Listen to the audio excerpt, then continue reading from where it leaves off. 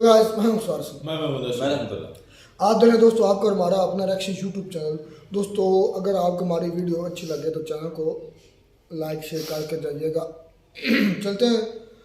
PM Modi साहब का interview है।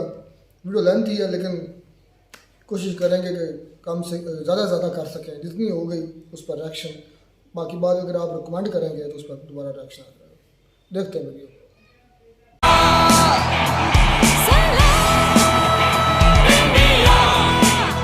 नमस्कार, बहुत बहुत स्वागत है आप सबका।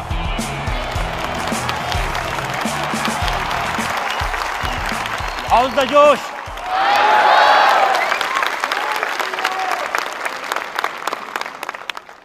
तो सलाम इंडिया के इस स्पेशल शो में आपका बहुत बहुत स्वागत है।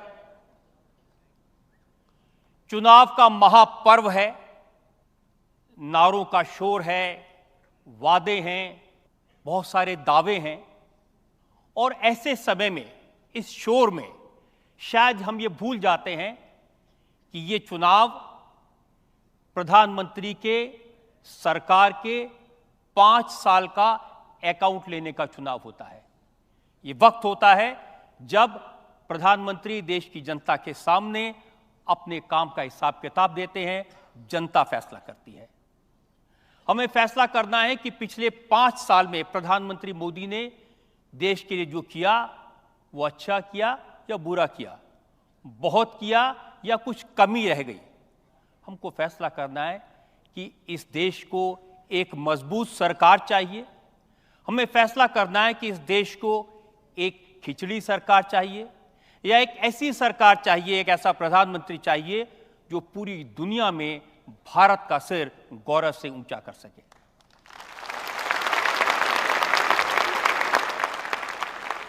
मैं आमंत्रित कर रहा हूं भारत के प्रधानमंत्री नरेंद्र दामोदर दास मोदी।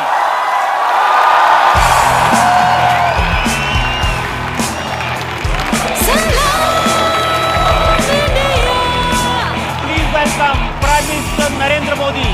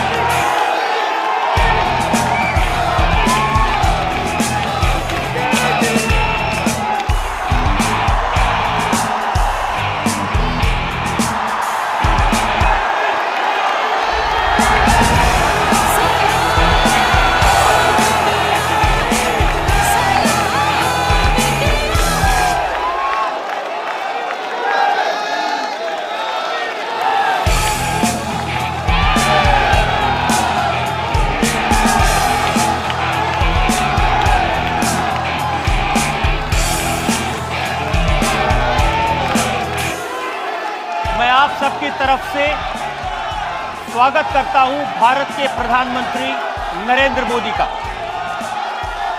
मोदी जी, बहुत बहुत स्वागत है आपका। धन्यवाद रजत जी। लंबे अरसे के बाद आज आपको यहाँ आने का अवसर मिला है।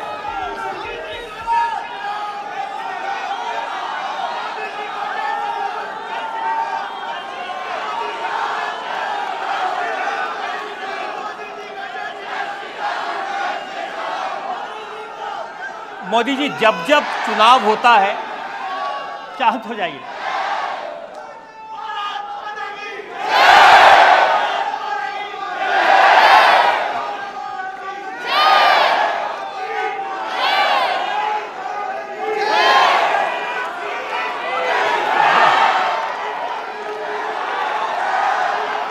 आप लोग जरा अपनी एनर्जी बचा के रखिए।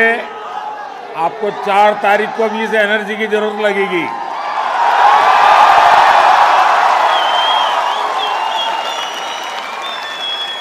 मोदी जी, जब जब चुनाव होता है और आप सामने आते हैं तो जनता में इसी तरह का जोश दिखाई देता है, उत्सव का माहौल बन जाता है। और आप जो नारा देते हैं उस नारे को लेकर के लोग बहुत मजा लेते हैं। इस बार आपने कहा अब की बार 400 पार, तो मैं देख रहा हूं डिजिटल मीडिया पे किसी ने लिखा हौले हौले हो जाएगा प्यार, अब की बार 400 पार। किसी ने लिखा दिल का भंवर करे पुकार, अब की बार 400 पार। और फिर यह भी लिख दिया कि चटनी के बिना ढोकला बेकार, अब की बार फिर से मोदी सरकार। और क्रिएटिविटी का उदाहरण देखिए, लिखा है साइकिल से जाएं, हाथ से कमल का बटन दबाएं।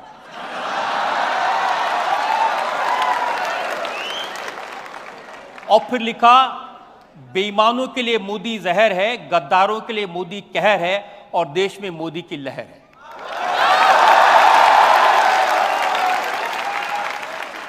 अब फिर कोई ये भी लिख देता है कि नतीजों के बाद राहुल होंगे फरार, अब की बार 400 पार।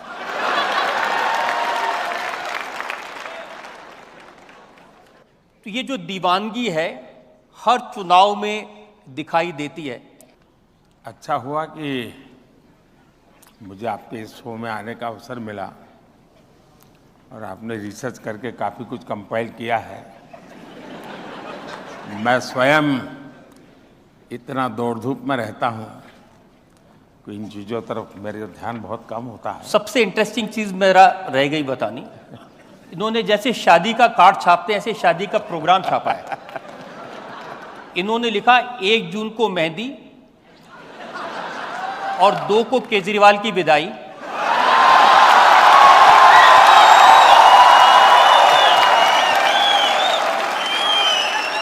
4 जून को ब्रेकफास्ट और उसके बाद हल्दी, और लंच पे रोना धोना शुरू। 3 बजे ईवीएम की डोली में वापसी, 5 बजे विपक्ष की विदाई, 6 बजे विदाई का रोना, और 7 बजे पप्पू जाएंगे इटली।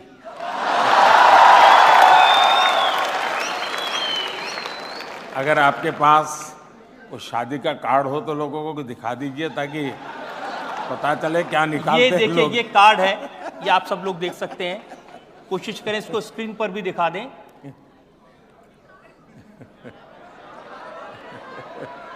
अब ये शादी का कम विदाई का कार्ड ज्यादा लग रहा है।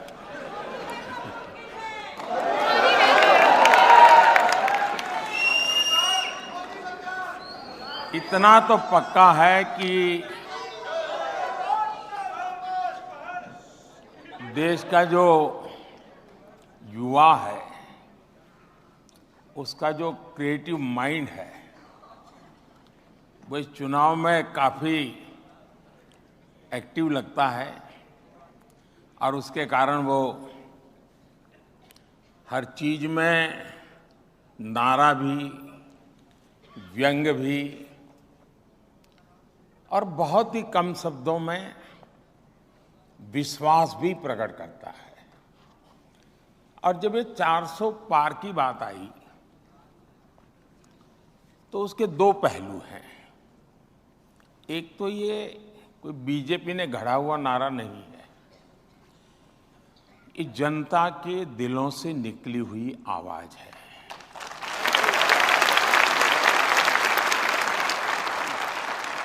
जहां तक मोदी का सवाल है, आप देखते हैं कि 19 से 24 तक हम करीब 360 जीत करके आए थे एनडीए, और सदन में 2-3 दल ऐसे थे जो लगातार हमारे साथ रहते थे। इसलिए एनडीए प्लस देखूं तो हम ऑलरेडी 400 थे। 2019 से 2024 तक सदन में हम 400 थे, यानी 400। अगर आपका परिवार में बच्चा 90 मार्क लेकर के आया और उसके सारे विरोधी या उसके कॉम्पिटिटर क्लास में जो भी बच्चे हैं वो 30 लाए, 40 लाए, फिर भी आप उसको नहीं कहोगे यार तेरे बाकी वाले 40 लाते हैं, तुम 50 लेके बैठ जाओ कि बेकार में काहे 90 की मेहनत करते हो। आप भी उसको कहेंगे कि नहीं यार 90 आए, लेकिन यार 95 के लिए अगली बार ट्राई करो ना। तो 400 होने के बाद मुझे तो मेरे साथियों को कहना ही होगा कि भैया हमें तो और आगे जाना चाहिए, इसलिए 400 पार आया। दूसरा, ऐसे ही किसी क्रिएटिव माइंड ने मुझे सुझाव दिया था कि 370 लोगों के जहन में ऐसा फिट बैठ गया है, और हिंदुस्तान के आज़ादी के इतिहास में देश की एकता के लिए जो प्रयास हुए उसमें धारा 370 को लेकर जो काम हुआ है वो एक महत्वपूर्ण कदम है भारत के विकास यात्रा में। इसलिए किसी ने कहा कि अब तो बीजेपी ने टारगेट करना चाहिए बीजेपी के लिए 370। तो उस 370 धारा में से, और ये मुझे कश्मीर के ही किसी साथी ने बताया था कि 370 सीट का कभी, इसलिए मैंने संसद में कहा भाई ऐसे भी लोग हैं जो मुझे कहते हैं कि बीजेपी ने 370 प्राप्त करनी चाहिए ताकि 370 का महात्म्य जनमानस में रजिस्टर हो जाए। मुझे याद है जब 5 साल पहले आप इसी तरह जनता के सामने आए थे अपने काम के बारे में बताने के लिए, उससे कुछ ही दिन पहले डोनाल्ड ट्रंप आए थे। वो अहमदाबाद में बड़े स्टेडियम में गए थे और फिर वहाँ भी उन्होंने नारा लगाया अब की बार ट्रंप सरकार, वो हार गए। फिर जो बाइडन आ गए, तो जितने विरोधी थे ये कह रहे थे कि अब तो अमेरिका से मोदी के रिश्ते खराब हो जाएंगे। वो तो ट्रंप के साथ थे, अब तो जो बाइडन आ गए। और हम देख रहे हैं टर्म खत्म होते होते जो बाइडन ने आपको बुलाया और व्हाइट हाउस में ऐसा सम्मान किया जो हमने पहले कभी नहीं देखा। I'm honored to be the first to have you here in 15 years. Prime Minister Modi, welcome back to the White House. I cannot imagine His Excellency Modi getting intimidated or being forced to take any steps or actions that would go against the national interests of India and the people of India. And there is pressure against him, I am aware of that.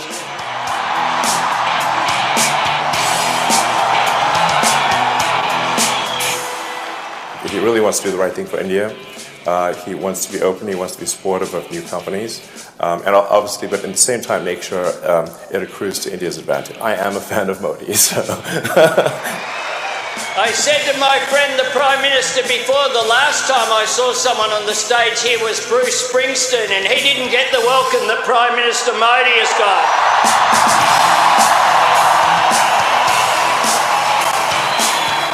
Prime Minister Modi is the boss.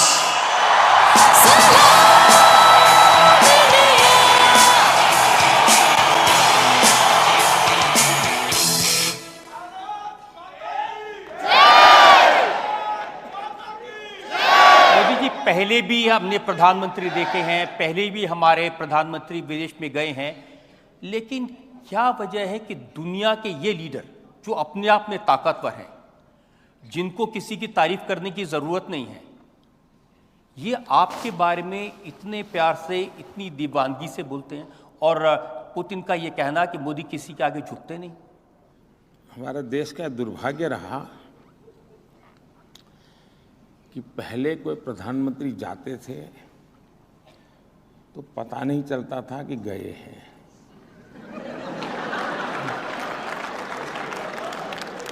और वापस आते थे तब भी पता नहीं चलता था कि आ गए क्या। दूसरा,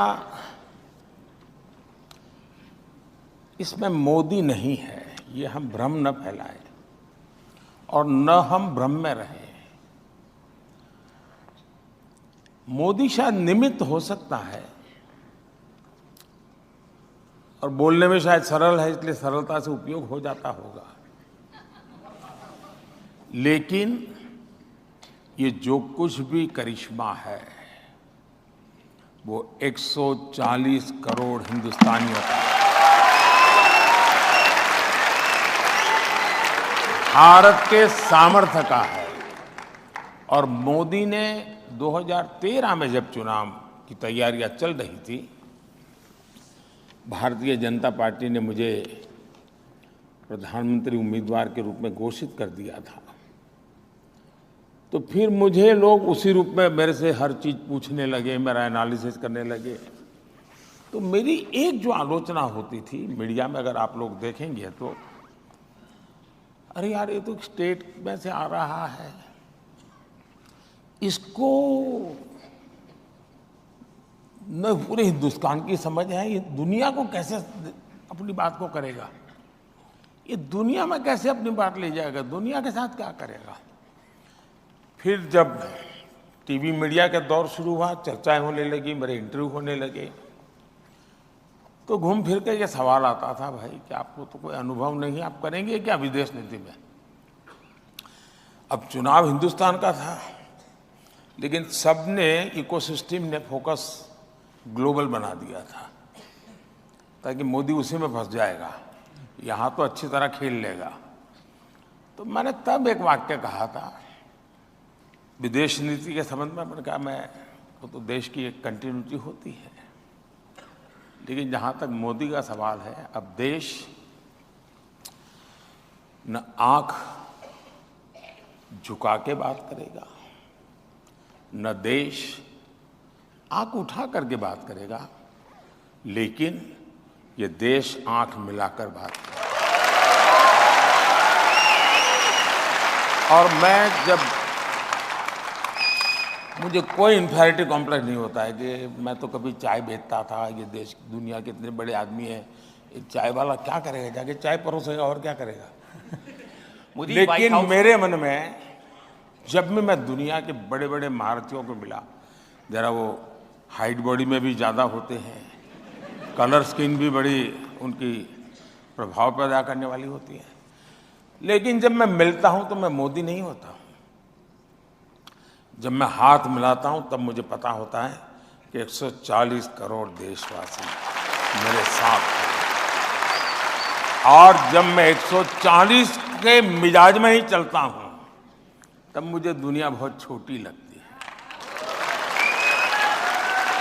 मुझे लगता है मेरे देश के पास कोई कमी नहीं है, सामर्थ्य की कोई कमी नहीं है, मैं इस विश्वास से भरा हुआ होता हूं, और उसका प्रभाव तो होता ही होता है।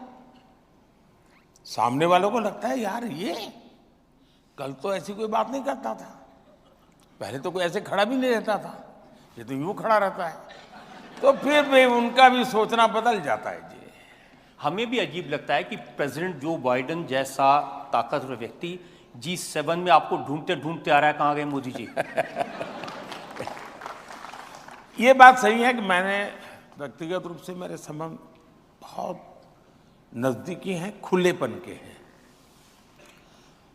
हर किसी से मेरी ऑफिशियल बातचीत के अलावा इनफॉर्मल बातचीत का दौरा बहुत होता है, मेरे टेलीफोन कॉल्स भी बहुत होते हैं, और मैं इफ्स एंड बट्स वाली बात नहीं करता जी।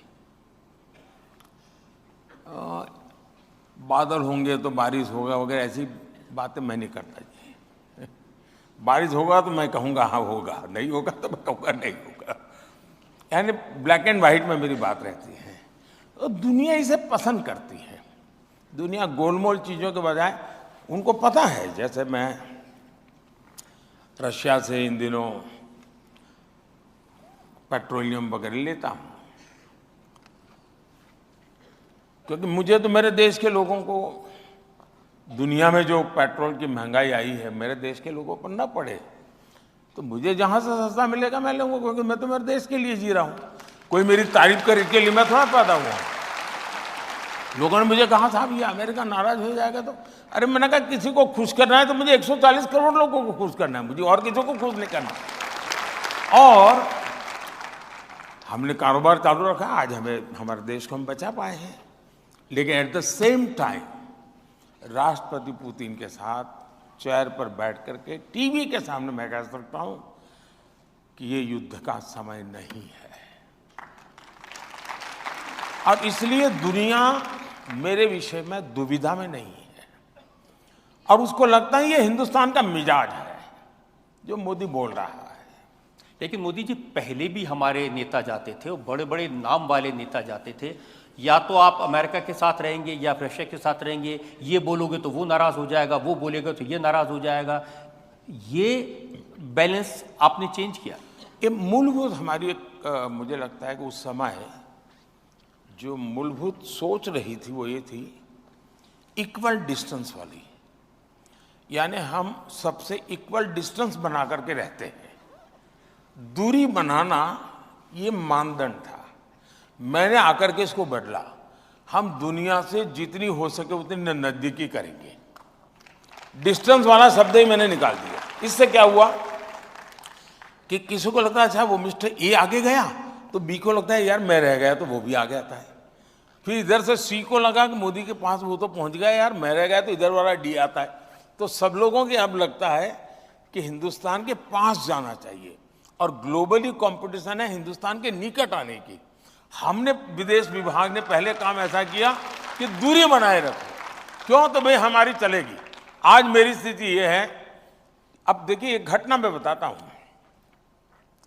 मैं इजराइल जा रहा था, तो सभी ये जो बुद्धिमान लोग होते हैं ना, जो इस दुनिया में बड़े हुए हैं,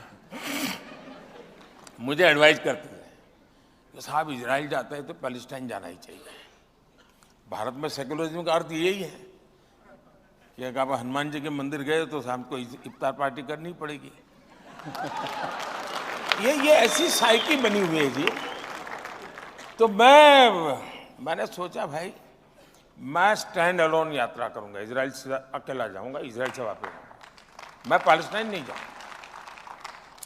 लेकिन मैंने ये कहा कि मैं पैलेस्टाइन भी जाऊंगा तो सीधा पैलेस्टाइन जाऊंगा और वापस आऊंगा। मैं ये क्लब करके हमारे देश के सेकुलरिज्म की जो विकृतियां हैं, मैं उसका शिकार नहीं होने वाला। और देश की आजादी के बाद मैं पहला प्रधानमंत्री था जो इजराइल गया, शान से कार्यक्रम किए, तब वापिस आया। 2-3 महीने के बाद मेरा पैलेस्टाइन का कार्यक्रम बना, तो मैं सीधा पैलेस्टाइन गया। तो उस वहाँ पर जाते समय लॉजिस्टिक प्रॉब्लम था, मुझे हेलीकॉप्टर की ज़रूरत थी। मैं जॉर्डन से जाने वाला था, तो जॉर्डन के किंग जो मोहम्मद साहब के सीधे वारिस है, जॉर्डन के किंग मोहम्मद पैगंबर साहब के डायरेक्ट वारिस है। उनको पता चला कि मैं ऐसे ही वहाँ से पास हो रहा हूँ। उनका जी नहीं, मैं अपना कार्यक्रम बदल करके जॉर्डन वापस आऊँगा, आप मेरे यहाँ आइए, हम बैठेंगे और आपको हेलीकॉप्टर आपके देश से लाने की जरूरत है, मेरे हेलीकॉप्टर में जाएंगे और पूरी यात्रा में मेरी व्यवस्था रहेगी। जॉर्डन के किंग एक ऐसा प्रधानमंत्री जो कुछ दिन पहले इजराइल जाके आया हुआ है। इतना ही नहीं, मैं जॉर्डन के किंग का हेलीकॉप्टर में जब जा रहा था पैलेस्टाइन, तो इजराइल के 6 विमान उनके एयरफोर्स के, वो उसको एस्कॉर्ट कर रहे थे। और मुझे यानी जॉर्डन सम्मान दे रहा है, मुझे इजराइल सम्मान दे, और मैं जा रहा था पैलेस्टाइन, वो इजराइल को मालूम था, फिर भी वो मेरा सम्मान कर रहे थे। जब मैं मेरा कहता हूं, मैंने मोदी की बात नहीं करता हूं, मेरे देश की बात कर रहा हूं। और जब पैलेस्टाइन गया तो उतना ही सम्मान दिया गया मुझे पैलेस्टाइन में जितना कि इजराइल में। इसका मतलब ये हुआ, अब देखिए, अभी कुछ ही दिन पहले हमने चाबहार में एक बहुत बड़ा एग्रीमेंट किया है ईरान के साथ, और मैं बताता हूं सेंट्रल एशिया के लिए बहुत बड़ा गेम चेंजर बनने वाला है। आपने देखा होगा कल अफगानिस्तान के तालिबान लोगों ने बहुत तारीफ की है हमारे इस निर्णय की। अमेरिका ने ईरान पर सैंक्शन लगाए हुए हैं। इजराइल और ईरान के बीच में युद्ध होते होते बच गया है। ऐसी संकट की घड़ी में भी ये दुर्भाग्य है कि वहाँ के राष्ट्रपति जी, वो भी मेरे अच्छे मित्र हैं, उनको हमें खोना पड़ा। और मिस्टर रईस जो जिनका अभी एक्सीडेंट में मृत्यु हुई, उनकी पत्नी भी हमारी अलीगढ़ यूनिवर्सिटी के साथ उसका बहुत अच्छा निकट संबंध है, यानी जीवन संबंध है। तो मेरे एक प्रकार से अच्छे घरेलू इन लोगों से संबंध है। तो एक अच्छे साथी को मैंने खोया, इसका दुख भी है। लेकिन उनके मृत्यु के कुछ ही समय पहले हमने चाबहार का एग्रीमेंट किया। मैं मानता हूं कि सेंट्रल एशिया में, लेकिन दुनिया ने किसी ने मेरा विरोध नहीं किया। इसका मतलब ये हुआ कि अगर आप अपने देश के हितों को ध्यान में रखते हुए काम करते हैं और दुनिया में, अच्छा मेरी एक बात साफ होती है, मेरे देश की नीतियां किसी तीसरे के संदर्भ में मैं नहीं करता हूं। मेरी अपनी देश की आवश्यकता है, मेरी देश की प्रायोरिटी है, उसी के हिसाब से चलूंगा। वैसा ही प्रॉब्लम है कोरिया और जापान का। ज्यादातर नेता जाएंगे तो कोरिया जाएंगे, जापान जाएंगे, जापान जाएंगे, कोरिया जाएंगे, क्लब करते हैं। उनका कहना ये हमारा इंसल्ट है, आप अकेले क्यों हमारे साथ नहीं? मैंने कहा ठीक है मैं आता हूं। मैं कोरिया अकेला गया, बाकी 10 जगह पे जापान नहीं गया। जब जापान गया तो कोरिया नहीं गया। उनको मैसेज जाता है, हाँ ये इंसान को समझ है। तो मैं दुनिया जो खींची रहती है और बड़ी बारीकी से इन चीजों का मैं अध्ययन करता हूं। मैं घिसी पीटी एडवाइस पर चलता नहीं हूं जी, और उसका परिणाम है कि आज दुनिया में भारत की जय जयकार हो रही है। एक उदाहरण हमने जय जयकार का देखा, पाकिस्तान के छात्र यूक्रेन से भारत का तिरंगा लेकर उसकी आड़ में वो निकले। अब देखिए हमारे देश में भी कैसा चल रहा है, मैं तो हैरान हूं। इस देश में के प्रयत्नों से अगर कोई चीज अच्छी होती है, हो सकता है जिसको सहन नहीं होता है चुप रहे, ये तो हो सकता है, तारीफ न करे, ये भी मैं समझ सकता हूं। लेकिन उसके विरुद्ध मैं तो देखता हूं, इन दिनों भी पत्रकार मुझे पूछते हैं क्या सचमुच में आपने टेलीफोन किया था यूक्रेन को? सचमुच में आपने पुतिन को फोन किया था? मैंने कहा अब कॉल डिटेल निकलवा दो, मैं तो क्या थक गया मैं के जवाब नहीं देते हुए। अब इन लोगों को क्या करूं? नहीं, ऐसा पहले कभी हुआ नहीं जी, पहले तो ऐसा पहले कभी हुआ नहीं। 2 राष्ट्राध्यक्षों से बात करके अपने छात्रों के लिए रास्ता निकाल दे। इसलिए मुसीबत यही है कि इन्होंने कभी सोचा ही नहीं था कि हिंदुस्तान के तिरंगे की यह ताकत होती है।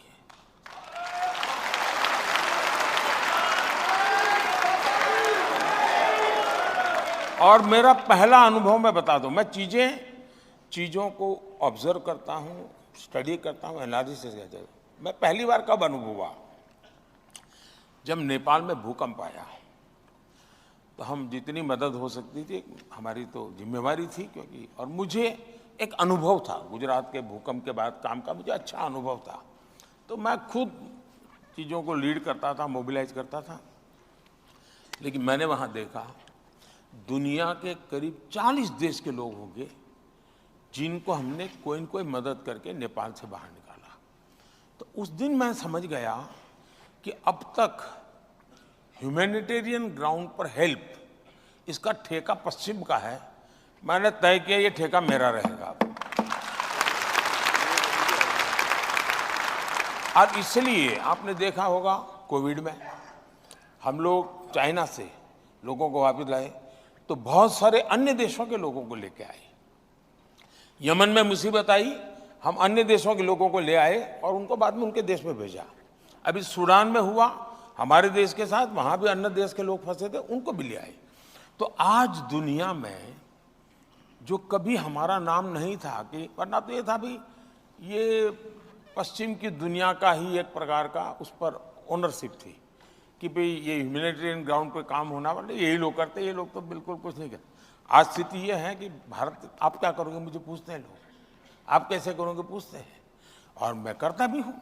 अब जैसे आर्टिकल 370 जब वापस लिया तो आपको इस बात की चिंता नहीं थी कि ये मिडिल ईस्ट के देश नाराज हो जाएंगे, कोई अरब कंट्रीज हमसे नाराज हो जाएंगे, हमारे 4 काम बंद कर देंगे? अब देखिए बहुत अच्छा सवाल है और ये जवाब मेरा शायद थोड़ा लंबा हो जाएगा, और शायद पहली बार मैं इस विषय को आपने मुझे ऐसी जगह पे छू लिया है कि शायद मैं कोशिश कर रहा हूँ इसको आर्टिकुलेट करने की, क्योंकि एकदम से आपने पूछा है तो। लेकिन हमारे देश में जब भी कश्मीर की बात आती थी तो 70 साल तक इसको इंटरनेशनलाइज किया गया। दुनिया का हर देश कश्मीर के मुद्दे पर भारत को कटघरे में खड़ा करता था। थोड़ी बहुत अटल जी ने कोशिश की थी कि टेररिज्म को सेंटर पॉइंट लाए, लेकिन कुल मिलाकर के दुनिया में, और इसलिए 370 के संबंध में भी ये स्वाभाविक था कि दुनिया कोई बहुत बड़ा नाराजगी व्यक्त करेगी। हुआ उल्टा। दुनिया ने जितने देशों को लोग मानते थे कि इन मुद्दों पर भारत पर वो नाराजगी व्यक्त कर सकते हैं, भारत को घेर सकते हैं, अधिकतम लोग मौन रहे। जिन्होंने कहा वो ये कहा कि ये उनका इंटरनल मामला है। दुर्भाग्य ये है कि अरब देश तो शांत रहे, दुनिया के सभी इस्लामिक देश शांत रहे, मेरे देश की कांग्रेस चू चू करती रही।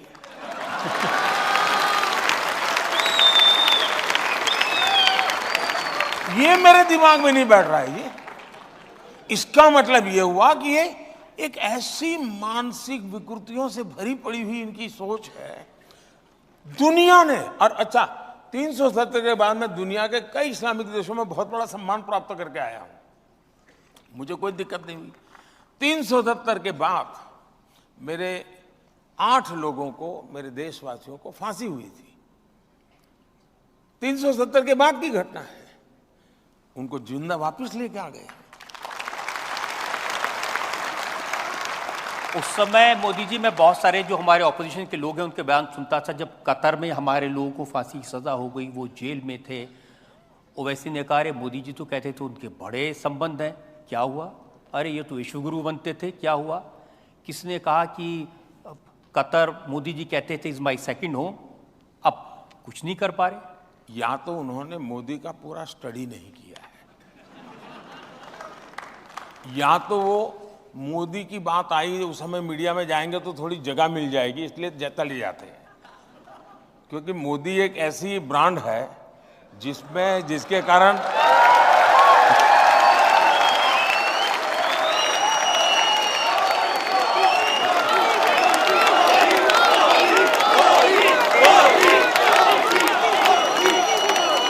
तो गाली देने से भी उसको स्पेस मिल जाता है।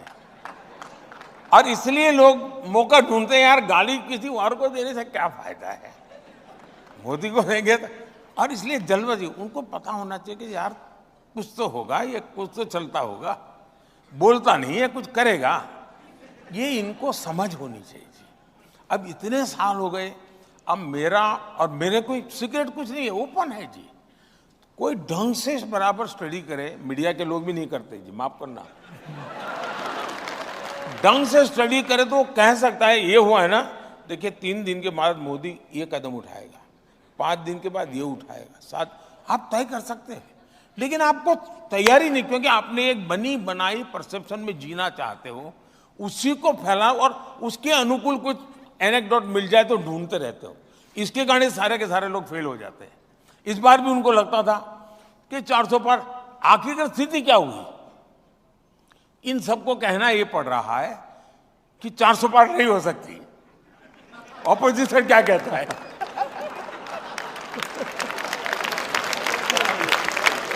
उनको समझ ही नहीं आया कि कहां ले जा रहा हूं मैं।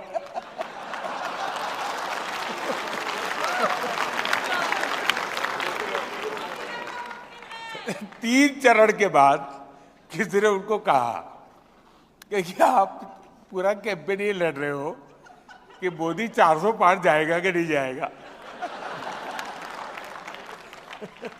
अब एक नई सलाह आपको दी गई है कि भाई पाकिस्तान से जरा डर के रहो, उसके पास न्यूक्लियर बम है।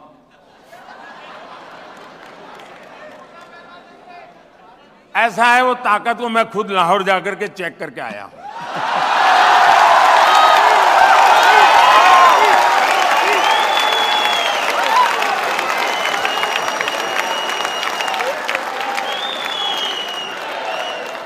और बिना कोई सिक्योरिटी चेक में सीधा चला गया। और वहां पर एक रिपोर्टर रिपोर्ट कर रहा था, अल्लाह तौबा, हाय अल्लाह तौबा, ये बिना वीजा कैसे आ गए? ये चर्चा थी टीवी पे, ये बिना वीजा कैसे आ गए? अरे वो तो मेरा ही देश था यार किसी जमाने में।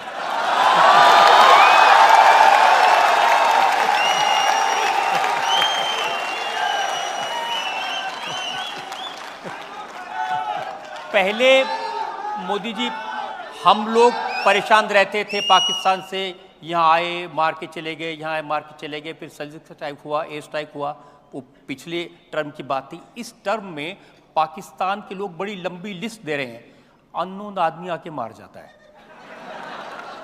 मुद्दा वो नहीं है। पाकिस्तान के लोग परेशान हैं, मैं जानता हूं। उनकी परेशानी का कारण भी मैं हूं, ये भी मैं जानता हूं। लेकिन दुख इस बात का है, जब मेरे देश का ही एक व्यक्ति, जिम्मेवार व्यक्ति, जिम्मेवार पार्टी का व्यक्ति ये कहे कि कसाब को, यानी कसाब ने हमारे देशवासियों को नहीं मारा था, हमारे देशवासियों ने ही हमारे देशवासियों को मारा था। पाकिस्तान की फेवर में, कसाब की फेवर में, मेरे देश के एक पार्टी जो सालों तक सत्ता में रही है, जब 26/11 हुई तब वो पावर में थे, उनकी तरफ से जब ये बयान आ जाए कि ये कोई पाकिस्तान के लोगों ने आतंकवाद नहीं किया था, हिंदुस्तान के लोगों ने किया था, तब जाकर के माथा शर्म से झुक जाता है, बहुत दर्द होता है। मुझे मेरी वहां से खबर आए कि भाई हमारा ये मारा, हमारा वो मारा, हमारा ठिकाना मारा, अब वो रोते रहे वो तो मैं समझ सकता हूं जी। यहां वाले क्यों रोते मैं समझ नहीं रहा हूं। यहां वालों ने एक और ऐसी बात कही थी जो बहुत शर्मनाक है। जब राम मंदिर बन के तैयार होने वाला था तो उद्धव ठाकरे की पार्टी के प्रवक्ता ने कहा कि ट्रेन में राम भक्तों को ले जाएंगे और पाकिस्तान की मदद से उस ट्रेन के ऊपर गोले बरसाएंगे, लोग मर जाएंगे, दंगे होंगे और फिर मोदी जी चुनाव जीत जाएंगे। अब दंगे तो नहीं हुए, कोई ट्रेन भी नहीं चली। अब जाकर के उनको किसी ने पूछना चाहिए कि भाई आप कोई दवाई ववाई लेते हैं कि नहीं लेते हैं, कोई मेडिकल चेकअप कराया कि नहीं कराया, कोई तो पूछो जाके भाई। चलिए आप ये सवाल नहीं पूछ सकते, लेकिन उनकी हेल्थ का तो पूछो, उनकी बीमारी क्या है ये तो पूछो, क्योंकि ऐसी बातें ऐसे नहीं निकलती भाई, कोई स्वस्थ मनुष्य थोड़ा करता है। तो सचमुच में आप जैसे लोग और आप लोगों की पहुंच हर जगह पे होती है, जरा पूछो तो भाई अब तबीयत ठीक है ना,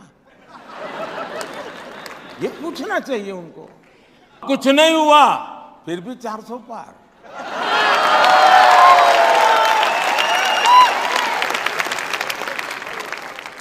हम क्योंकि पाकिस्तान की चर्चा कर रहे थे, वहां के लोग के इंटरेस्टिंग वीडियोस मैंने देखे। जब चंद्रयान उतरा चंद्रमा पर तो उन्होंने कहा कि हम तो ऑलरेडी चंद्रमा पर हैं, गड्ढे हैं, अंधेरा है, बिजली नहीं है, पानी नहीं है।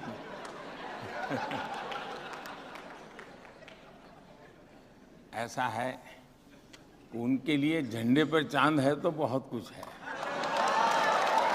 मेरे लिए चांद पे झंडा हो वो सब कुछ है।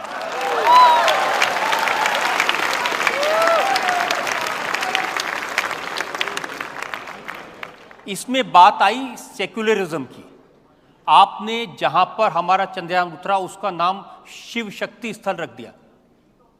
ये देश का दुर्भाग्य है कि हर चीज में वोट बैंक के नजरिए से देखा जाता है। कोई मुझे कहे कि शिव शक्ति से इतराज क्या है जी, इस सृष्टि के नियंता है। और मेरा गुनाह ये कि मैंने कहा कि चंद्रमा पर जहां पर मेरा चंद्रयान लैंड किया था उस पॉइंट का नाम मैं किसी भी बीजेपी के नेता का रख सकता था, कोई मुझे मना नहीं करता, क्योंकि उन्होंने वो परंपरा बनाई थी। लेकिन मैंने वैसा नहीं किया, मैंने शिव शक्ति रखा।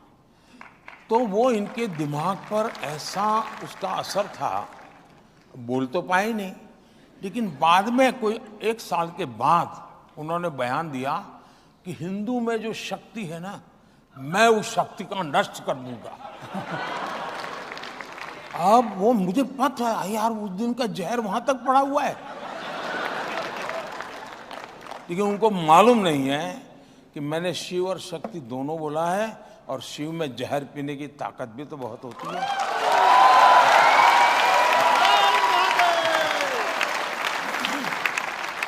अब राम मंदिर के प्राण प्रतिष्ठा का इतना समारोह हुआ, राम मंदिर बना, इस पर भी उनकी आपत्ति है।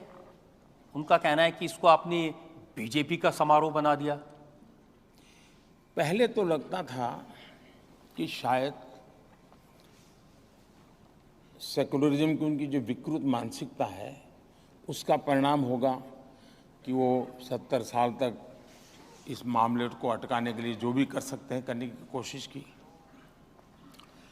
उनको लगता था कि इस मुद्दे को इस प्रकार से रखेंगे तो उनकी वोट बैंक सुरक्षित रहेगी।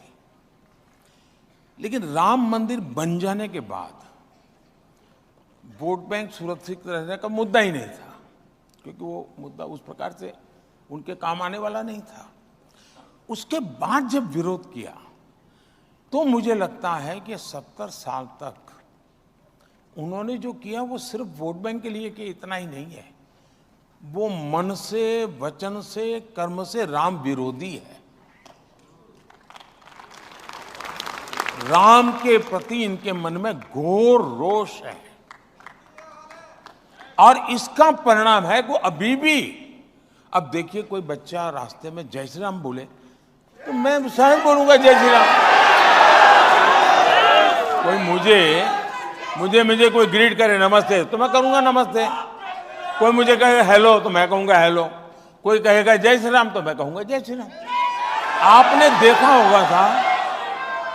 देखा होगा जब वो जाते हैं कोई जय श्री राम बोलता है तो उनके चेहरे की सारी रेखाएं बदल जाती हैं, मुंह पे ताला लग जाता है, पता नहीं वो क्या क्या करने लग जाते हैं। अब अरे आप बोल दो यार जय श्री राम, क्या जाता है आपका। यानी इतना। और दूसरा देखिए, मैं कहूंगा ये राम जन्मभूमि ट्रस्ट के जो ट्रस्टी है ना, मैं उनको सच में बधाई दूंगा, क्योंकि राम मंदिर तो न्यायालय के निर्णय के बाद हो रहा है। सारी दुनिया को मालूम है कि न्यायालय में भी रुकावट डालने का काम कौन करता था। 19 में तो यहां तक कह दिया था कि जजमेंट अभी मत लाओ वरना बीजेपी को फायदा होगा। न्यायालय में कहा गया था, कांग्रेस की तरफ से कहा गया था। चलिए ये सब तो छोड़े, अब न्यायालय, इसके बावजूद भी ये राम जन्मभूमि ट्रस्ट के लोग उनके घर गए और जाकर के सम्मान पूर्वक निमंत्रण दिया कि भाई जो हो गया होगा, भूल जाओ, आइए आप भी आइए। जैसे वो उनके यहाँ गए वैसे ही जो 2-2, 3-3 पीढ़ी से अदालत में लड़ाई लड़ रहे थे अंसारी परिवार, उनके बेटे इकबाल अंसारी जो भी अदालत में राम जन्मभूमि के खिलाफ केस लड़ रहे थे, बाबरी मस्जिद के लिए लड़ाई लड़ रहे थे, उनको भी निमंत्रण दिया कि भाई चलिए अब तो न्याय का निर्णय हो चुका है न्यायालय का, आप आइए, आप देखिए साहब निर्णय देश करे। इकबाल अंसारी जो कि जीवन भर उनका परिवार बाबरी मस्जिद के लिए अदालतों में लड़ता रहा, राम जन्मभूमि के विरुद्ध में लड़ता रहा, लेकिन चूंकि सुप्रीम कोर्ट ने न्याय दिया है, वो स्वयं प्राण प्रतिष्ठा के कार्यक्रम में आकर के बैठे और इन लोगों ने बहिष्कार किया। तब जाकर के चिंता होती है कि क्या सोच है। इतना ही नहीं, मुझे बाद में अभी पता चला कि श्रीमान इकबाल अंसारी वो कोई अमीर व्यक्ति नहीं, सामान्य परिवार के व्यक्ति हैं। उन्होंने भगवान राम मंदिर का जो एक मॉड्यूल था लकड़े का, वो कहीं से खरीद के लाए और उनका जो पीएसओ था वो हिंदू है, उसको उन्होंने गिफ्ट किया। इकबाल अंसारी ने गिफ्ट किया उनको। इसका मतलब ये हुआ कि वो उनको लगता था कि ये मेरा हक है इसलिए मैं लड़ता हूं, लेकिन न्यायालय ने एक बार निर्णय किया, उसको उन्होंने सिर आंखों पर चढ़ाया। तो इकबाल अंसारी को मत सेकुलरिज्म सही है कि इनका सेकुलरिज्म सही है, ये चिंता का विषय है देश के लिए। इसीलिए आजकल आपको सांप्रदायिक, कम्युनल, हिंदू मुसलमान करने वाला कह रहे हैं। ऐसा है कि या तो किसी ने नई डिक्शनरी लिखनी पड़ेगी, क्योंकि सारी डिक्शनरी खाली हो गई। मुझे गाली देते देते सारी डिक्शनरी के शब्द प्रयोग खाली हो गए हैं। अब उनके पास कोई गालियां ही नहीं बची हैं, तो घूम फिर करके वो हिंदू मुसलमान बोले बिना उनकी वोट बैंक को वो जगा नहीं सकते, क्योंकि काम तो किया नहीं। 60 साल तक किसी मुसलमान बच्चे को पढ़ाया होता, उसको कहीं अच्छा रहने के लिए घर दिया होता, उसको टॉयलेट दिया होता, उसके घर में बिजली दी होती, बच्चों की अच्छी, वो तो किया नहीं। तो उनको डराओ, मार देंगे, ये आएंगे तो काट देंगे, ये मोदी है। अब फिर उसमें योगी जोड़ दिया।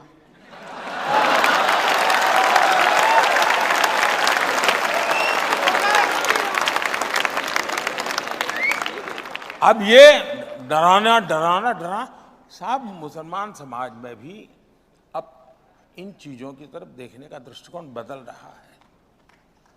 मैं मुल्ला मौलवियों की बात नहीं करता हूं, जिनका वेस्टर्न इंटरेस्ट, तो हिंदुओं में भी ऐसे लोग होते हैं, तो उनकी मैं बात नहीं करता।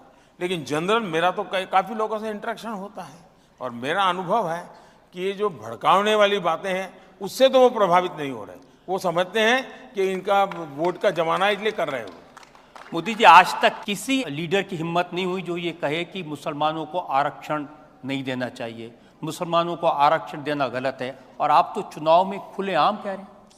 मैंने कांग्रेस पार्टी को पिछले 1 महीने से कहता हूं कि भाई आप लिखिए, मैं देश को गारंटी दो। एक, आप भारत के संविधान को नहीं बदलेंगे। दूसरा, संविधान बदल करके धर्म के आधार पर आरक्षण नहीं देंगे। तीसरा, आप SC, ST, OBC का आरक्षण छीन करके आप धर्म के आधार पर वोट जिहाद वालों को आरक्षण नहीं देंगे। लिख करके दो, नहीं देते हैं। देश को दो ना भाई, बयान तक देने की हिम्मत नहीं है। फिर क्या कहते हैं, अरे हमारा मैनिफेस्टो देखो। मैं पूछता हूं, क्या किसी कांग्रेस के मैनिफेस्टो में लिखा है कि वो करप्शन नहीं करेंगे या करेंगे?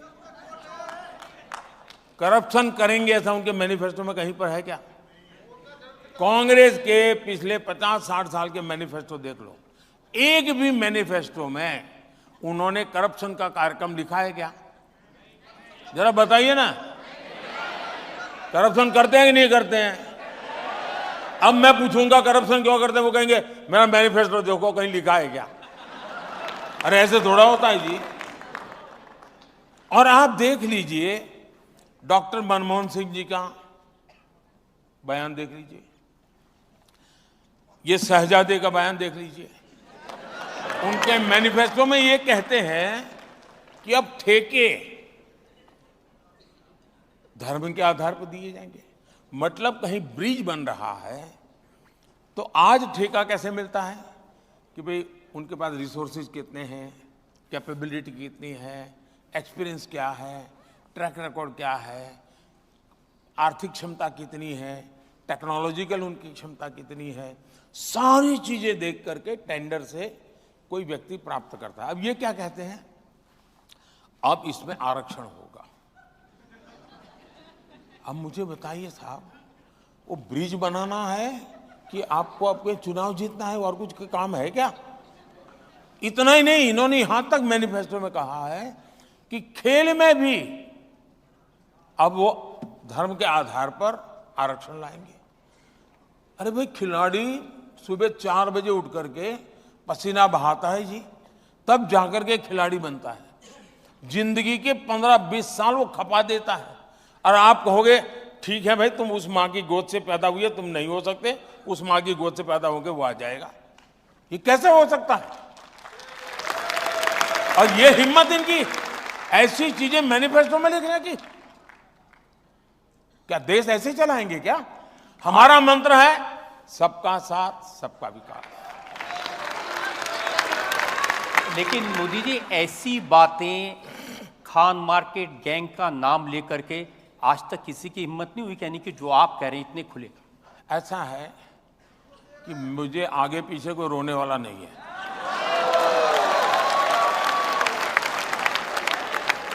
मैं देश के लिए जीता हूं, मैं देश के लिए जूझता हूं, और मेरी प्रत्येक पल देश के लिए है, और वो बेकार नहीं जानी चाहिए।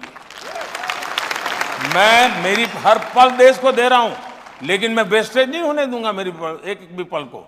और इसलिए जो गलत हो रहा है, आप मुझे बताइए। कल किसी ने मुझे भेजा है, 9000 से ज्यादा ऐसी जगह है, इंस्टीट्यूशंस जिसमें इन्होंने SC, ST, OBC का आरक्षण खत्म कर दिया, माइनॉरिटी का नाम दे दिया, आरक्षण खत्म कर दिया। तो एक वीडियो होगी खत्म, यकीन करें। सबसे पहले तो दाद देनी पड़ेगी पीएम मोदी साहब की। आज जो ना हाफ वीडियो की अभी 1 घंटा 36 मिनट की थी, इसमें से हाफ की है। अगर आपको हमारा ये रिएक्शन दोस्तों अच्छा लगे तो रिकमेंड कर सकते हैं। इसके नेक्स्ट हाफ पार्ट जो है दोबारा फिर करेंगे। तो मैं कहता हूँ एक मरतबा क्लिक रैपिंग हो वाकई होनी चाहिए। जो उन्होंने पहले ही बयान दिया ना, जब रजत शर्मा, मैं तो बड़ी इस वीडियो के अंदर पॉइंट्स में कोशिश करूंगा जितने मैंने देखे मैं सारे के सारे टच करूँ, उन पर बात कर सके। पहले ही पॉइंट इतना हैवी था कि मैं उस पॉइंट की वजह से ये पीएम मोदी साहब को दाद दी है। जब रजत शर्मा ने कहा कि आप कहीं भी जाते हैं तो आपको बड़ी इज्जत मिलती है, उन्होंने कहा क्लिप्स भी चलाए जब वो गए अपना ऑस्ट्रेलिया में गए, यूएसए में गए। जो बाइडन हालांकि कहते हैं कि जो बाइडन जो है वो नहीं रशिया की पुतिन ने भी मतलब बयान दिए। वो फिर पैपुआ गिनी का जो था पीएम, जो उसने पाँव भी छुए, तो उस पर रजत शर्मा का क्या वजह है कि आप मतलब कि आपको इज्जत क्यों मिलती है। उनका पहली बात तो यह है कि जब पहले पीएम जाते थे ना उनके जाने का पता होता था कि पीएम जा रहा है, सामने कंट्री को भी इतना नहीं पता होता था। और जब वापस आते थे तब इंडियंस को तब भी पता नहीं चलता था कोई आया है वापस विजिट करके। उन्होंने कहा कि जब मैं जाता हूँ मेरे साथ 140 करोड़, उन्होंने ये मेरी इज्जत नहीं है। ये वाला कमाल का उनका जवाब था। और हकीकत बात भी यही है। उन्होंने कहा ये इज्जत मुझे नहीं मिल रही, पीएम उन्होंने कहा मोदी को नहीं मिल रही। उन्होंने कहा कि ये उस उहदे को मिल रही है पीएम को जो कि इंडियन 140 करोड़ लोगों का होता है। उन्होंने कहा मैं रिप्रेजेंटेटिव हूँ 140 करोड़ लोगों का, और उन्हीं की मेहनत, उन्हीं की लगन, उन्हीं की वजह से ये आज मुझे इज्जत मिल रही है। उन्होंने कहा मेरी कोई इसमें कमाल नहीं। और कमाल कि जब मैं जाता हूँ ना तो 140 करोड़ जो है ना वो मेरे साथ आवाम होती है, तो उसे देखकर मुझे बाकी दुनिया जो है ना बिल्कुल छोटी नजर आती है। हाँ जी। तो ये हकीकत है कि पीएम मोदी साहब जो है ना वाकई यूएसए जब गए तब भी उनकी ऐसी, मैं कहता हूँ कि ऐसे पहले कभी किसी की इज्जत नहीं हुई जैसे उनकी इज्जत हुई है। और उसके बाद आप देख लें कि जब वापस आते हैं तब भी उनका चर्चा होता है। ये नहीं कि मोदी साहब बाहर, तो पीएम मोदी साहब जो है वो जहाँ ही जाते हैं उनके चर्चे होते हैं, जिस कंट्री में भी चाहे वो यूएसए हो, ऑस्ट्रेलिया हो, उसके बाद जो जहाँ मर्जी वो चले जाए। तो ये भाई उनका इस वक्त जो सिचुएशन बनी हुई, वो कहते हैं कि मेरे साथ जो है ना, मैं जब किसी कंट्री में जाता हूं तो मैं खुद को भारत का पीएम नहीं मानता, बल्कि मैं अपनी 140 करोड़ जो आवाम है उसको वो मेरी बैक पे होती है। तो ये मैं जब जाता हूं तो उसको रिप्रेजेंट कर रहा हूं। यार ये इंटरव्यू कहाँ था, मुझे 2-3 दिन लेट मिला, इसके लिए सॉरी। फिर जो जितना पोज के जितनी हमने वीडियो उसके एंड में जब खान मार्केट के बारे को आई थिंक वो जो खान ग्रुप है इस तरह कोई आई थिंक थी, उनके बारे में पूछा गया कि आप जो इतना खुल्लम खुल्ला उनके बारे में बोल रहे हैं तो आपको क्या डर नहीं लगता कभी किसी पीएम इतना। मुझे रोने वाला कोई नहीं है। उन्होंने कहा कि मुझे डर नहीं है, डर का मतलब ये कि मुझे किसने रोना। लेकिन मैं इस चीज़ से इत्तेफाक नहीं करता। पीएम मोदी साहब करोड़ों बल्कि मैं कहता हूँ अरबों लोगों के दिल की धड़कन है।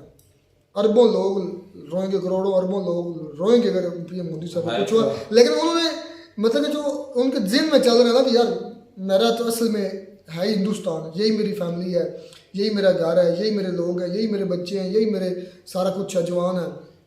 तो उस वजह से उनके दिल में फिर खौफ नहीं। और खौफ एक और बात, खौफ उसके दिल में नहीं होता जिसके दिल में मतलब सच्चाई होती है। अच्छा, जिस दिल में सच्चाई होगी उसमें खौफ नहीं होता। यार देखिए कि पीएम मोदी की सारी आज ये जो एंड पे उन्होंने की, ऐसा तो फिल्मी डायलॉग होता है तो वो फिल्म के, लेकिन इन्होंने रील में करके दिया, हकीकत में है भी ऐसा किया। अच्छा वो बता रहे थे कि पाकिस्तान के पास एटम बम है, ये तो एक किस्म का मजाक हो गया। जैसे हम पाकिस्तानी हमारे कहते रहते हैं कि एटम बम, तो इस तरह रजत शर्मा ने भी कह दिया कि पाकिस्तान के पास तो भाई एटम बम है। नहीं, उनके कुछ जो पॉलिटिशियंस थे उन्होंने कहा था, रजत शर्मा ने ये कहा था कि हमारे जो कुछ पॉलिटिशियंस हैं वो कहते हैं कि आपको पाकिस्तान से डर कर रहना चाहिए क्योंकि पाकिस्तान के पास एटम बम है, न्यूक्लियर पावर है। तो उस पे उन्होंने कहा कि मैं लाहौर जाके वो सारी जो ताकत है उनकी चेक करके आया हूँ, यानी बगैर कह लेंगे सिक्योरिटी के वो डायरेक्ट चले गए नवाज शरीफ के सामने जब उनको बुलाया यार उधर तो वो सारा कुछ चेक करके गए, इसी वजह से उन्होंने बोला। यार पीएम मोदी वाकई का अच्छे पीएम है। उन्होंने कहा कि उधर जो एक रिपोर्टर था वो कह रहा है तौबा अल्लाह अल्लाह ये अल्लाह तौबा कि ये बगैर वीजे के कैसे आ गया। नहीं ये तो उन्होंने कहा और एक मिनट बात मुकम्मल हो लिया कर बात कर रहा हूँ ना, मेरी बात मुकम्मल हो, बाद में जो मर्जी बोल लेना। कि उन्होंने कहा कि कभी वो मेरे ही घर था तो मुझे उसके लिए वीज़ा लेकर जाने की क्या ज़रूरत है। तो हालांकि ये वाकई में बड़ी एक शॉकिंग न्यूज़ थी जब ये बग़ैर किसी इत्तला के बग़ैर किसी वीज़ा के यकदम मतलब नवाज शरीफ की उसकी हुकूमत थी तो उस वक्त आए थे। जी अब बोल लें। मैं देखें कि ये बात एक अलग पे है कि वो सही कह रहे हैं कि ये पहले मेरा भी घर हुआ करता था, तो सही बात है, पहले पाकिस्तान इंडिया इकट्ठे था। तो अगर ये बात करें कि सीरियस है कि मैंने वहाँ पर जाके पाकिस्तान की सिक्योरिटी या वहाँ पर उनकी पावर लाहौर में जाके चेक कर ली है, तो वो भाई ये गलत है, इस बात से मैं नहीं इत्तेफाक करता। क्योंकि उनको एक पीएम ने कॉल की थी, जो नवाज शरीफ थे उस वक्त तो प्राइम मिनिस्टर पाकिस्तान थे, तो उन्होंने उस वक्त उनको कॉल की। तो जाहिर बात है उनकी सिक्योरिटी के लिए पूरे एहतमाम किया होगा कि वो एक कंट्री के प्राइम मिनिस्टर आ रहे हैं तो कोई मसला मसाइल ना बन जाए। ये जरूर है कि उनको पहले आगाह नहीं किया गया था पीएम मोदी को कि आपने स्पेशल आना है, जैसे स्पेशल एक कंट्री का एक पीएम दौरा करता है, वहां पर जाता है, विजिट करता है, इस तरह नहीं किया था। अच्छा एक और उन्होंने बात की, ये बात भी उनकी बिल्कुल वैलिड है कि वो कहते हैं कि जब मैं इजराइल जाने लगा दौरे पे तो मुझे काफ़ी लोगों ने कहा, काफ़ी पॉलिटिशियंस भी होंगे, उनके पार्टी के लोग भी होंगे, उन्होंने कहा कि आप फ़लस्तीन भी हो लेना, लेकिन उन्होंने कहा कि मैं डायरेक्ट अगर इजराइल जा रहा हूँ ना तो मैं इजराइल ही जाऊँगा, मैं ना फ़लस्तीन जाऊँगा ना किसी और कंट्री जाऊँगा। तो वो फिर इजराइल गए। अगर वो कह रहे थे कि अगर मैं फ़लस्तीन जाऊँगा तो फिर मैं इजराइल नहीं जाऊँगा। तो ये बात उनकी बिल्कुल ठीक है कि जिस कंट्री के लिए आप विजिट करने जा रहे हैं तो आप वही जाएं। इसका मतलब है कि आप इजराइल की तरफ भी हो लेंगे और फ़लस्तीन की तरफ हो लेंगे, ये तो डबल स्टैंडर्ड हो जाएगा। फिर उन्होंने कहा कि मोदी साहब ने ये भी बोला कि अजमल कसाब पर बात आई, उन्होंने कहा कि कुछ हमारे हिंदुस्तान के अंदर ही मतलब उन्होंने कहा कि नामालूम अफराद जो है ना, कुछ राजेश शर्मा ने कहा कि पहले ये होता था कि मतलब हमें चिंता रहती थी कि कहीं पाकिस्तान की तरफ से कोई अटैक का मतलब ये है कि टेररिस्ट अटैक ना हो जाए, तो हमारे यहाँ ये तशवीश रहती थी। लेकिन आज इसके बिल्कुल बरक्स हो गया। आज खुद पाकिस्तानी वाले जो है पाकिस्तान वाले लोग वो परेशान हैं कि मतलब कि ये जो नामालूम अफराद हैं या नामालूम टारगेट किलर हैं ये हमारे लोगों को निपटाए जा रहे हैं, मतलब उनके अंदर ये डर है। तो ये मोदी साहब ने कहा ये उनका डर मेरी वजह से है। तो उन्होंने कहा कि पहले ये होता था कि अजमल साहब ने इधर काम किया, और ये बात मैं इस चीज़ से पीएम मोदी की इत्तेफाक करता हूँ कि अजमल साहब ने अगर हमला किया तो वो इंडिया की मदद से ही हुआ। अक्सर किले के दरवाजे अंदर से खुलते हैं, कोई भी घर है ना उसके दरवाजे हमेशा अंदर से खुलते हैं, ठीक है ना। तो उस पर कांग्रेस ने बड़ी सपोर्ट की, मतलब कि अजमल साहब पर कहा कि आप ऐसा ना करें। उससे पहले जब 26/11 का कांग्रेस के दौरे हुकूमत में हुआ था तो उस पर कोई इतनी खास काम नहीं किया गया इस पर, लेकिन अब इस पर काम किया गया है। तो और देख रहे हैं कि आज मतलब कोई इधर नहीं आ सका मसला, बल्कि इसके बरक्स पाकिस्तान जो है वो अब हमसे तशवीश में रहता है कहीं हमारा कोई फिर कोई सीनियर टेररिस्ट कोई भड़काया ना जाए, तो इसलिए वो डर कर आता है। इसके अलावा एक और बात आई राम मंदिर पर, बातें तो बड़ी शानदार बड़ी बड़ी आज ये बड़ा पॉइंट है। राम मंदिर पर बात आई कि राम मंदिर बनाने से पहले ये मतलब कि ये एक पॉलिसी है पीएम मोदी की वोट लेने की कि दंगे करवाएंगे, वो करवाएंगे, फिर उनको कंट्रोल करवाएंगे, फिर राम मंदिर पर ट्रेनें चलाएंगे, ट्रेनों के बाद इलेक्शन होगा तो पीएम मोदी साहब जो है उन्होंने कहा अब तो नहीं कोई ट्रेन चली, उन्होंने कहा जाएँ फिर उनका चेक करवाएंगे, इलाज उनका दिमाग चेक, दवाई लेकर दें, उनको दवाई लेनी चाहिए। तो वाकई में ऐसे लोगों को दवाई की ज़रूरत है, मेडिसिन की ज़रूरत है, जो आज मैं ये नहीं कह रहा कि इंडिया 100% हो गया, इंडिया में आज भी कमियां हैं, इंडिया में आज भी बहुत हद तक भाई बहुत बेहतर है। अगर मैं परसेंटेज में निकालूं तो आज इंडिया 70 से 80% अपने चीज़ों को मैनेज कर चुका है, तो 30-20% अगर हैं भी तो वो भी मैनेज होगी, वो भी फिर 5-10% रहनी ही रहनी है। वो माशरे में रहती है, जितना मर्जी पूरा माशरा हो उसमें रहती जाती है। तो इस लिहाज से वो बहुत ज़्यादा कंट्रोल हमें दिख रहा है कि पहले हुआ करते थे बम धमाके 26/11 का, कभी मुंबई कभी कोई अटैक, कभी उड़ी, कभी कोई। अब जब से हम 2-4 साल तो हमें भी हो गए टच है, हमने कोई ऐसा इस किस्म का हमला नहीं सुना देखा। तो ये काफ़ी हद तक, हाँ कश्मीर की जानब 1-2 हमले छोटे मोटे हुए हैं, वो जो सोल्जर पर हुए थे जो हैं वो भी पॉइंट आउट करने चाहिए, तो वो हुए थे। लेकिन उस बड़े लेवल का इंडिया के अंदर सेंटर के अंदर जैसे मुंबई है, दुबई कहीं, और दुबई कह रहा सॉरी दिल्ली, कहीं भी इस तरह का कोई अब वाक़या नहीं हुआ। तो ये उनकी ग्रिप है अपने मुल्क पर, सिक्योरिटी पर। तो ये मोदी साहब के आने की वजह से वाकई में बहुत ज़्यादा चेंजेस आए यार, बड़ी शानदार वीडियो थी। जितनी कहें, मुझे तो पहला और एंड वाला बड़ा पता लगा।